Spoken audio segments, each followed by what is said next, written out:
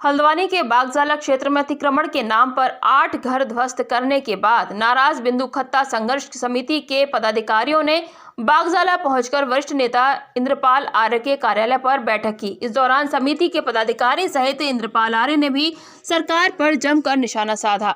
साथ ही क्षेत्रीय विधायक पर भी दोहरी राजनीति करने का आरोप लगाया। इस दौरान पदाधिकारियों ने कहा कि जहां एक और बिंदु खत्ता को अतिक्रमण की सूची में शामिल किया गया है और वहीं दूसरी तरफ राजस्व गांव का सपना दिखाया जा रहा है। यदि सरकार को राजस्व गांव बनाना ही है तो शीघ्र इसकी घोषणा करें। वहीं लाल कुआं विधानसभा के ही बागजाला में अतिक्रमण के नाम पर 8 घर ढहा दिए गए, जो न्याय संगत नहीं है।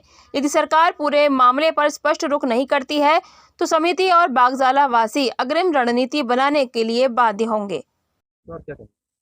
देखिए, जैसे आज इसी महीने 2 तारीख को 8 घर इस बागजाला क्षेत्र में ध्वस्तीकरण कर दिए गए शासन द्वारा।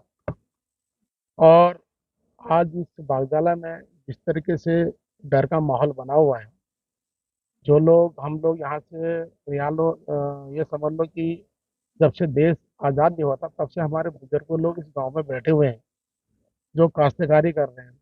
और सन 1978 में पट्टा अलॉटमेंट किया गया और हम लोग अपना जीवन बसर कर रहे हैं। और जहाँ हमारे धामी सरकार और हमारे विधायक जी किसी को कुछ नहीं होगा और सबको एक समान मान करके और हम राजस्व की मांग जहाँ एक बिंदु खत्ता के में कर रहे हैं। लेकिन मैं ये कहना चाह रहा हूँ कि ये एक एक तरफ बागजाला भी है और बागजाला के जो जिस तरीके से आप देखा होगा, आज हमारी ऐसी स्थिति हो रही है, जिस तरीके से छावनी पूरी बिछा दी गई और पूरा गांव में डर का माहौल बनाया। तो उस देख करके आज हमारे यहाँ से बिंदु खत्ता से लोग आए हैं, जो संघर्ष समिति लोग हैं। मैं उनका भी तहे दिल से स्वागत अभिनंदन करता हूँ, जिन लोगों ने अपना सहयोग दिया, कहा कि आप हम भी आपके साथ हैं, जैसी स्थिति हमारी है वैसी आपकी भी है। लेकिन मैं सरकार से और जो भारतीय जनता पार्टी से ये कहना चाहता हूँ, जो आप आश्वासन दे रहे हो एकदम क्लियर करो। हमें आपका खाली ये ढोसलापन मुझे समझ में नहीं आ रहा, क्योंकि चुनाव आते हैं, चुनाव के दौरान ऐसे काम होते हैं, राजस्व की घोषणा हो जाती है और उसके बाद में जब दूसरे वर्ष में आता है चुनाव का मामला, जब पंचवर्षीय आते हैं फिर राजस्व का मामला आता है, लेकिन वो केवल घोषणा में ही रह जाता है।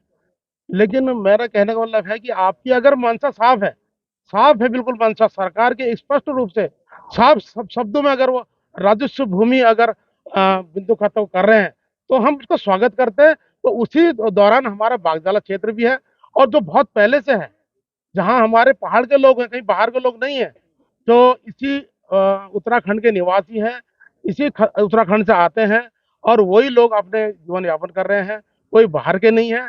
तो उनके लिए भी आपका कर्तव्य होता है। धन्यवाद।